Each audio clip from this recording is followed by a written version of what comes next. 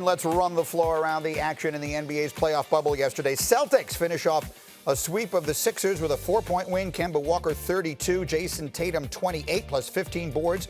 It was the 15th time these two franchises have met in a best-of-7. It was the first time the Celtics ever swept the Sixers. Meanwhile, despite losing Kyle Lowry to an ankle in the first quarter, the Raptors finished off a sweep of the Nets 150 to 122. The bench came up huge for Toronto, scoring 100 points. First team with 100 bench points in a game since 1971.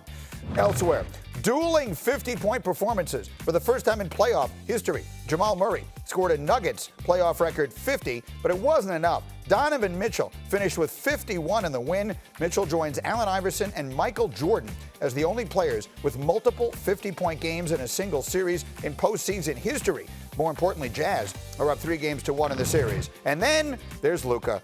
The shot heard around the world, playing on a tender ankle, 43 points, 17 rebounds, 13 assists, and that game winner, drawing the rare double bang from Mike Breen on the telecast, giving the Mavericks a 2-all series. And as we bring Jackie Mac into the conversation, Jackie Hembo's, he's bringing you right in hard. Here we go.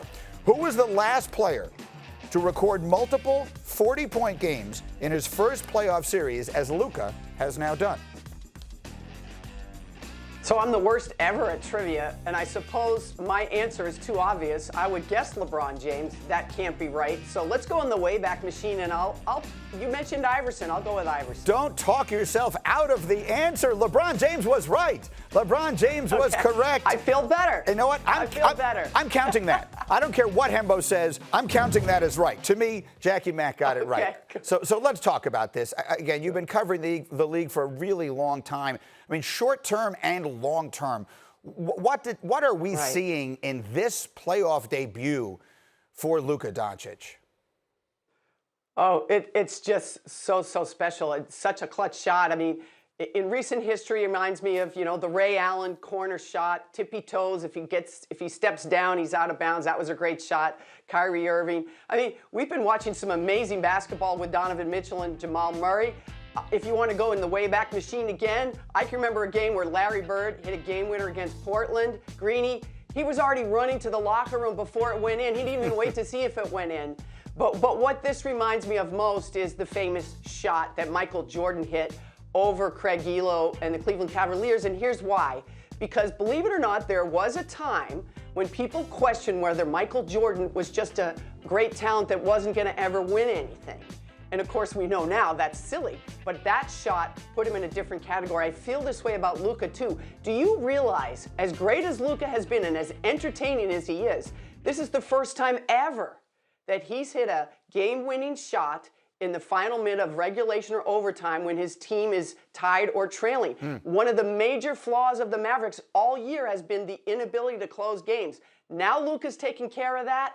Watch out. This guy is special. He is very special. Spectacular. And I feel the need to keep reminding everyone he turned 21 earlier this year. Exactly. Meanwhile, on the other side, Paul George is really struggling for the Clippers. He's now 10 of 47 from the floor in his last 3 games. They don't even look in his direction down the stretch. So I guess with looking at him in particular and that team in general, just how concerned should people be about the Clippers right now?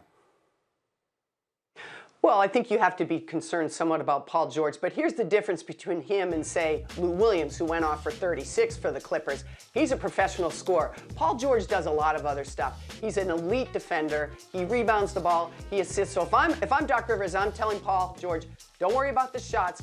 Do everything else that we need of you, because that's so important. And I'm also, if I'm Doc Rivers, I'm running 3 or 4 plays for Paul George very early in the game, maybe something that gets him to the rim so he can get to the foul line, get fouled, and get some rhythm. I was more worried about the comment that Doc made when he said his team was emotionally weak. Let's see how they respond to that. Yeah, I saw that as well. Quickly, I want to go to the other big story, I think, from yesterday. We had Woj earlier this hour talking about Brett Brown's departure being imminent in Philadelphia. Clearly, I think that is the overwhelming expectation after they were swept out of these playoffs. When you look at the Sixers right now, what sorts of changes do you think seem appropriate considering where they are? Listen, I think the Sixers are in a tough spot, Greeny, and it's clear to me now. We talked about Jimmy Butler not returning there. The loss of J.J. Redick, to me, even looms larger because they didn't have spacing because they had no consistent perimeter shooting. Now, here's a question for you, trivia question. Who's the highest paid player on the Sixers? It's Tobias Harris. So you're going to have trouble moving that contract if you want to mix things up. And Al Horford makes almost as much as Ben Simmons. So you're going to have trouble moving him if that's what you want to do. They're a little bit locked in here. If you're asking me, I keep Embiid and Simmons. I believe it can work. They're two franchise players, future Hall of Famers. I would not move on from either one of them. Thank you for watching ESPN on YouTube. For live streaming sports and premium content, subscribe to ESPN+.